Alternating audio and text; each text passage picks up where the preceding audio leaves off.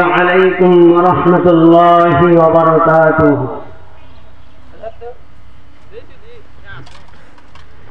الحمد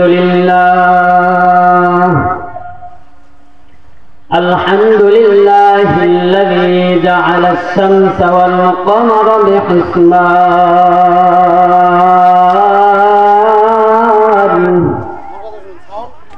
والنجم والشجر يسجدان وفضل زمانا على زمان كما فضل مكانا على مكان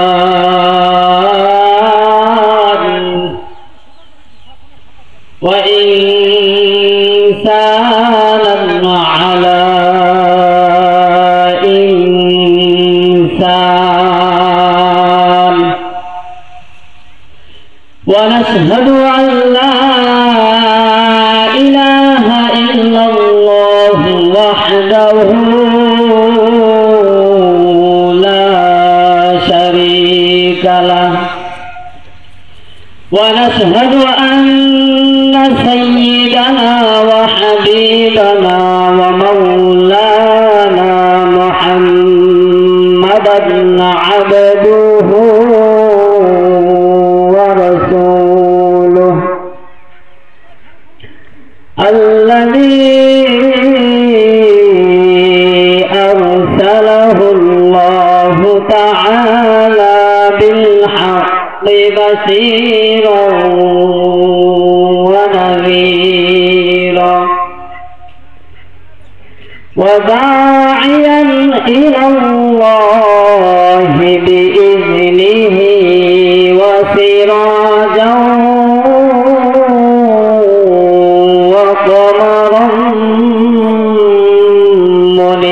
منيرا أما بعد فأعوذ بالله من الشيطان الرجيم بسم الله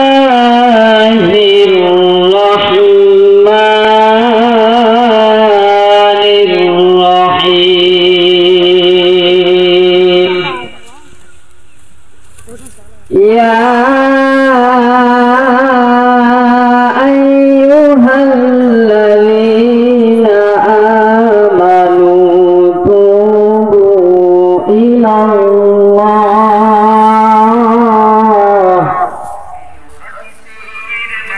توبة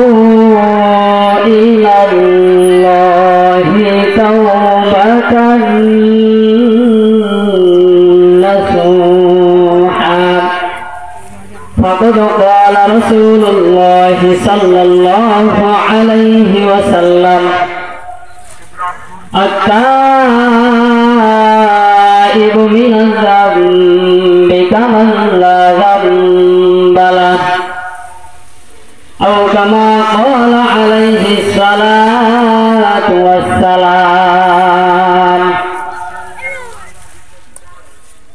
سورة البعاء أقول سعاع قيقيقا سورة البعاء أقول سعاع قيقيقا دنیا ہے عجب سے کبھی صبح کبھی شام دنیا ہے عجب سے کبھی صبح کبھی شام مقبول تو ہے ساز ہے کاغذ تو بہت ہے مقبول تو ہے ساز ہے کاغذ تو بہت ہے اینا کے مانندے تو نہیں دل تو بہت ہے اینا کے مانندے تو نہیں دل تو بہت ہے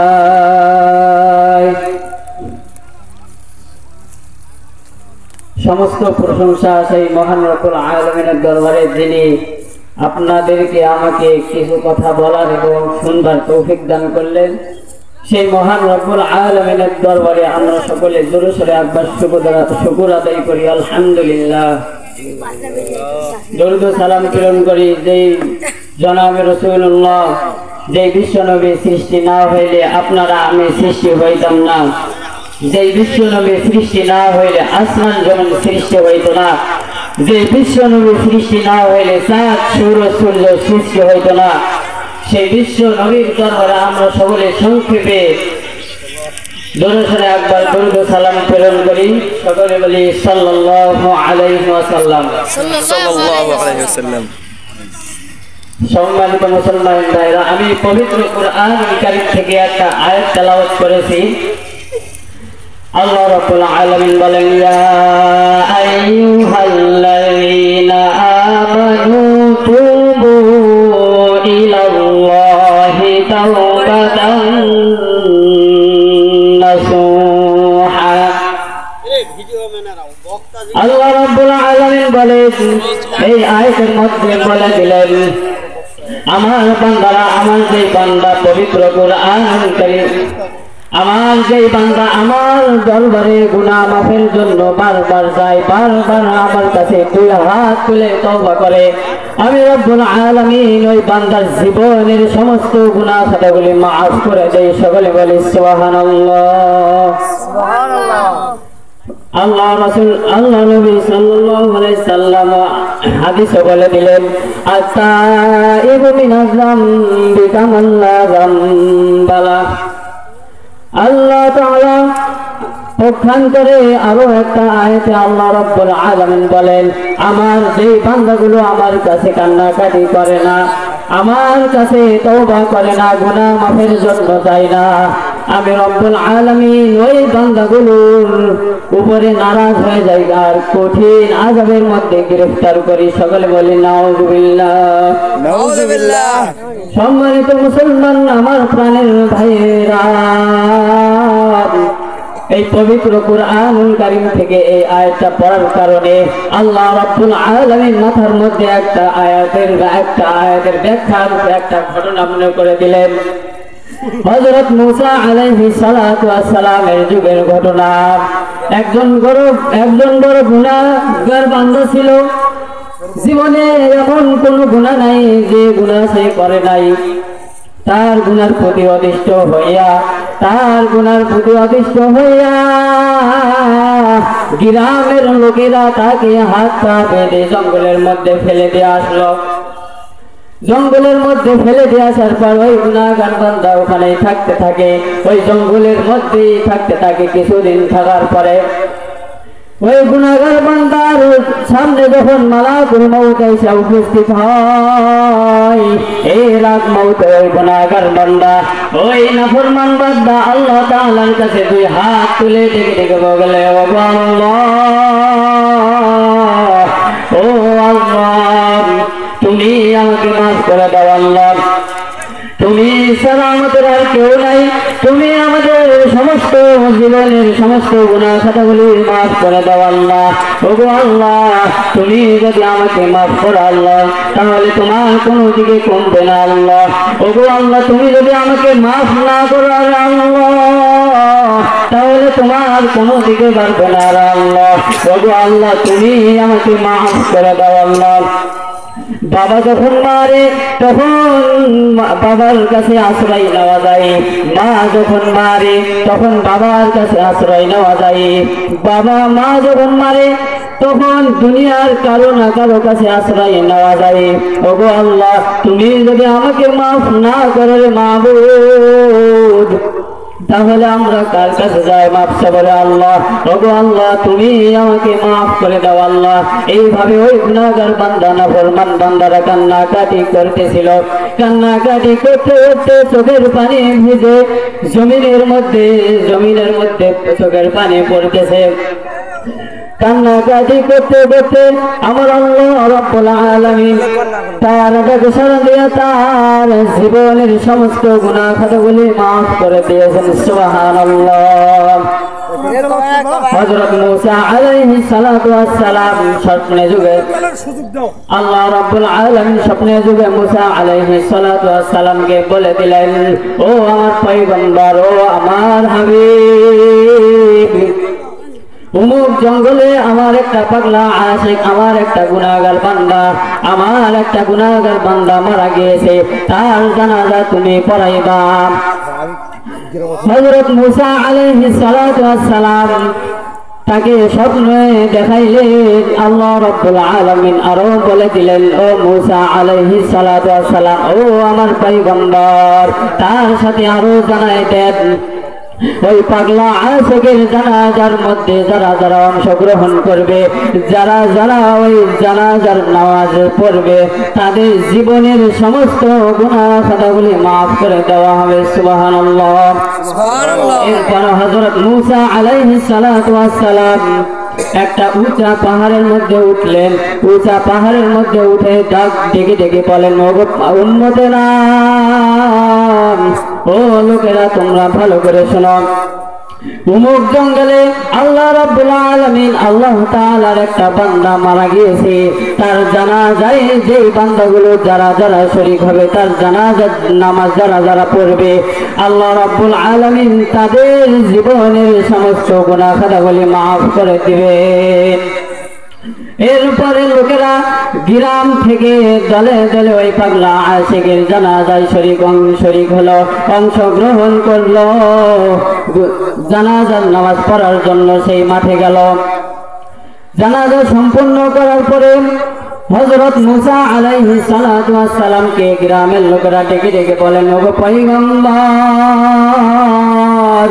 ও পয়গম্বর, যেই পাগলা আশিকের, যেই গুনাহগার বান্দার জানাজার নামাজ পড়ার কারণে আমাদের জীবনের সমস্ত গুনাহ খাতাগুলি মাফ হয়ে যাবে, সেই বান্দাকে একটা নজর তো দেখা দরকার, সেই নাফরমান বান্দাকে তো না দেখলেই নয়। এরপর হযরত মূসা আলাইহিস সালাতু ওয়াস সালাম সেই বান্দাকে দেখাইলেন। মূসা আলাইহিস সালাতু ওয়াস সালাম বান্দাকে দেখার সঙ্গে সঙ্গে ওই গ্রামের লোকেরা ডেকে ডেকে বলেন, ওগো পয়গম্বর,